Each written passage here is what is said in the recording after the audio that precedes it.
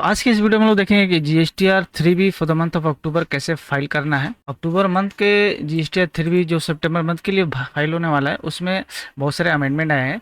सारे अमेंडमेंट को कंसीडर करते हुए और जीएसटीआर 2B ऑटो पॉपुलेशन को लेकर भी अपडेट आया है। ये सारे अपडेट को कंसीडर करते हुए इस महीने का जो 3B फाइल करना है काफ़ी इंपॉर्टेंट हो जाता है आपके लिए इन सारे अपडेट को कंसीडर करके। तो चलिए बिना किसी देरी के वीडियो में आगे बढ़ते हैं और देखते हैं GSTR 3B for the month of October आपको फाइल करते समय किन किन बातों का ध्यान रखना है। सबसे पहले ये मैं एक टेम्पलेट लिया हूँ, ये 3B का टेम्पलेट है। तो सबसे पहले आपको क्या करना है कि ये जितने भी अवेलेबल डाटा है, जैसे आपने जीएसटीआर 1 फाइल कर दिया होगा, मेक श्योर करें कि जीएसटीआर 1 तो फाइल आप टाइम पर किए होंगे। उसके बाद अगर कोई करेक्शन आपको करना है तो मेक श्योर कर ले कि आप जीएसटीआर 1A जो पोर्टल पे है उसके थ्रू आप करेक्शन कर ले बिफोर फाइलिंग 3B फाइल करने के बाद आप कोई भी करेक्शन नहीं कर पाएंगे। तो 1A के थ्रू आप कोई भी करेक्शन करना है तो वो कर लीजिए, सबसे पहला चीज़। उसके बाद आपको जीएसटीआर 2B जनरेट करना होगा। जी हाँ दोस्तों, बहुत से लोगों का बहुत से टैक्स पेयर ये सोच रहे हैं कि इस बार का जीएसटीआर 2B जो है वो ऑटो जनरेट नहीं होगा।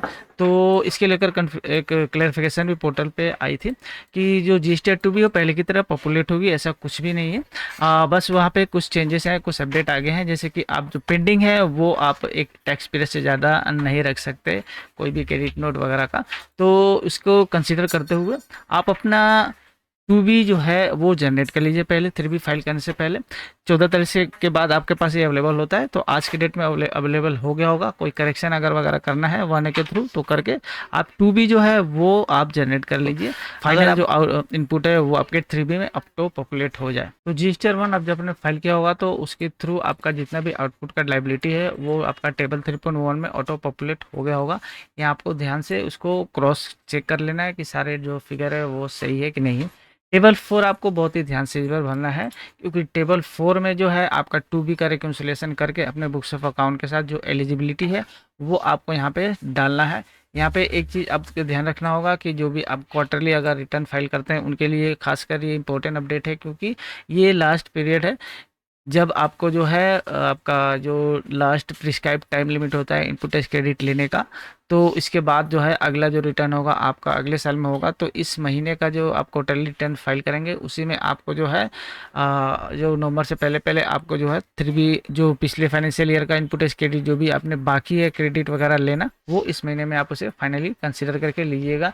रेगुलर टैक्स पेयर के लिए वैसे भी अभी आगे का महीना बाकी है, नवंबर तक वो उसे ले सकते हैं। तो ये टेम्पलेट में जैसे यहाँ पे देखिए मैंने ऑलरेडी जो 1 फाइल किया गया उसका यहाँ पे डाटा ऑलरेडी यहाँ पे रिफ्लेक्ट किया हुआ है, यहाँ पे डाल दिया हुआ है। उसके बाद टेबल 4 जो है जैसे मैंने बोला आप अपने हिसाब से वर्किंग करके जो आपका एलिजिबल आईटीसी होगा 2B का वहाँ पे आपको डाल लेना है। कोई रिवर्सल सेक्शन 17 या सेक्शन 42-43 में कोई भी रिवर्सल है वो वहाँ पे डाल दीजिएगा। टेम्परेरी रिवर्सल है या परमानेंट रिवर्सल है उसको आपको यहाँ पे परमानेंटली जो है टेम्परेरी दोनों आपको यहाँ पे डाल लेना है।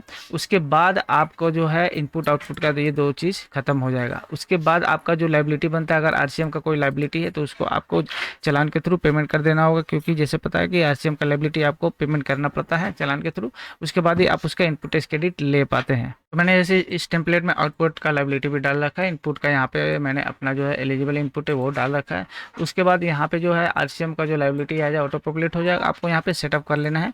प्रॉपर सेटअप कैसे किया जाता है, आपका जो जीएसटी सीजीएसटी वगैरह तीनों को मिलाकर क्या लेटेस्ट अपडेट है कि प्रॉपर सेटअप आप इनपुट का जो करते हैं अपने लाइबिलिटी के साथ, उसके लिए डेडिकेटेड वीडियो चैनल पे पड़ा हुआ है।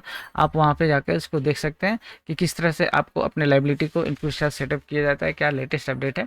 आप यहाँ पे सेटअप करिएगा उस हिसाब से। सेटअप करने के बाद आपका जो है करेंट का जो इनपुट टैक्स वगैरह है यहाँ पे आप बैलेंस अपडेट करके आप यहाँ पे देख सकते हैं। अगर कोई लाइबिलिटी है आरसीएम वगैरह का तो यहाँ पे ऑटो चालान में आ जाएगा और इसको आपको पेमेंट करके आपका जो है जीएसटी 3B आप फाइल कर सकते हैं for the month of October. बस इस महीने का आपको ध्यान रखना होगा कि जब अपना इनपुट टैक्स क्रेडिट लीजिएगा उसको अच्छी तरह से क्रॉस वेरिफिकेशन करके आपके जीएसटीआर 2B और अपना इनपुट का जो रजिस्टर है अपने बुक्स ऑफ अकाउंट का उसको आप क्रॉस चेक करके टैली करके अपने आईएमएस के थ्रू जो उसको प्रॉपर आपका एलिजिबिलिटी बनता है जिस इनवॉइस का उसके अगेंस्ट में अपना इनपुट टैक्स क्रेडिट जनरेट करके 2B को अपना 3B जनरेट करिए और उस हिसाब से आप अपना जीएसटीआर 3B फाइल करिएगा। तो ये कुछ बातें हैं जो कि GSTR 3B for the month of October file करने से पहले आपको ध्यान में रखकर फाइल करना होगा। आपको किसी तरह से कोई दिक्कत नहीं आएगी। इसके अलावा अगर कोई आपके सवाल है जीएसटीआर 3B को लेकर आप कमेंट में जरूर पूछ सकते हैं। चलिए इस वीडियो को खत्म करते हैं। आई होप ये वीडियो आपको अच्छी लगी हुई, इन्फॉर्मेटिव लगी तो लाइक शेयर कर दीजिए, चैनल को सब्सक्राइब कर लीजिए, जैसे रेगुलर वीडियो आपके पास रेगुलर पहुंचती रहेगी। Thanks for watching.